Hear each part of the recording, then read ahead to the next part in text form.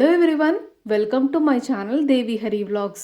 ఈ వీడియోలో ఉండ్రాళ్ళ తద్ది వ్రత కథ గురించి వివరించబోతున్నా. ముందుగా ఎవరైతే నా ఛానల్లో ఈ వీడియో చూస్తున్నారో please subscribe to Devi Hari vlogs. వ్రత కథ ప్రారంభం. ఒక రాజుకు 7 భార్యలున్నారు. వాళ్ళందరినీ కాదని చిత్రాంగి అనే వేశ్యపై ఎక్కువ ప్రేమ చూపేవాడు. ఒకసారి రాజుగారి భార్యలందరూ ఉండ్రాళ్ళ తద్దె నోమును ఆచరించాలని అనుకున్నారు.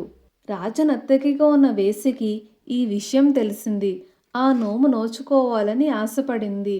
రాజుతో తాను కూడా ఆ నోమును ఆచరిస్తానని, అందుకు కావలసిన సామాగ్రిని తెప్పించమని అడిగింది. రాజు అన్నీ సమకూర్చాడు. పూజ నిష్టగా చెయ్యాలనుకుంది. కటిక ఉపవాసం ఉంది.